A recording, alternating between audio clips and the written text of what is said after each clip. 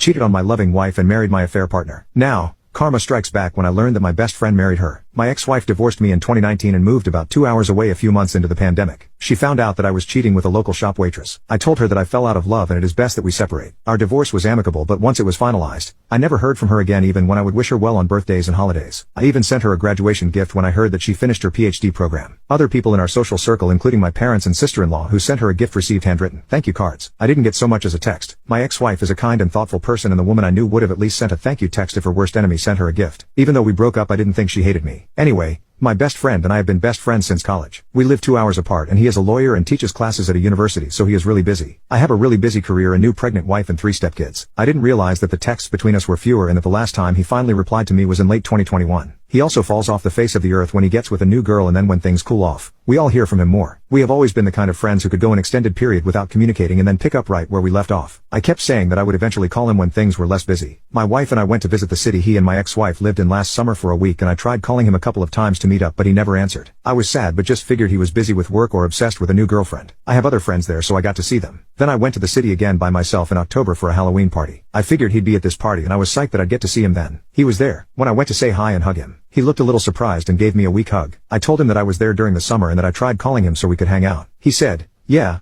I was on my honeymoon that week. Sorry, I didn't get back to you." I was shocked to hear that he'd gotten married and a little hurt that my best friend got married without me even knowing he had a serious girlfriend, but still happy for him. Like I said, he was a great guy and girls love him. I spit out a rush of questions, like who is she, where is she, what's her name, what's she like, where'd you meet her, how long have you been together? He paused for a moment and then just bluntly said, "It's Rose." I can't describe how it felt to hear those 2 words come out of his mouth. I felt sick to my stomach and I immediately wanted to die. I have never felt like that before. I just said, "What the F?" He told me that I didn't get to be mad because I broke her heart and they didn't start dating until 2 years after we got divorced, and that I chose to be with some waitress anyway. I drank the rest of the weekend. I feel betrayed by both of them. My best friend since I was 20 years old married my ex-wife behind my back. I was married to her for 6 years and they were never even friends, and now they are in love with each other. I went back home and I know that I was distant with my wife and the kids because I was just hurting so much. After a couple of weeks, we had a big fight and she called me out on being distant and accused me of cheating. I finally came clean and told her about my ex and my best friend, which she scoffed about and said she'd known about them for a long time now because of social media. I flew into a rage and we fought for hours. She betrayed me by not telling me the entire time she knew. She didn't say anything when I mentioned my best friend not returning my calls or messages. I didn't get to sleep before going to work and after work. I just stayed with my parents for a few days. When I finally went back home, we got into another fight where she accused me of still being in love with my ex and said that I wouldn't care if I wasn't. I called her stupid and said that she wouldn't understand because she doesn't have any friends. I wouldn't care if my ex-wife got married to anyone else if it wasn't my best friend. I don't see what is so hard to understand about that. We made up eventually, but I feel sick to my stomach every day and things aren't the same in our relationship. I love my wife, but I've come to realize it's not the same way I loved my ex-wife. My wife doesn't love me the same way my ex-wife did either. I started to regret the things that led to our divorce because we were really happy until the moment she left me. I don't even have my best friend to call because he's too busy effing my ex-wife to care about me anymore. Everything feels empty and like a lie now. A lot of friends agree that they both betrayed me but think I need to move on. Even my dad and brother told me to get over it. I have to pretend I'm okay, but I'm not. No one gives a poop about mental health when it comes to men. I need advice on what to do and how to get closure. I am thinking of driving to their city to just show up and force them to talk to me so I can move on. Is that too much to ask? Update.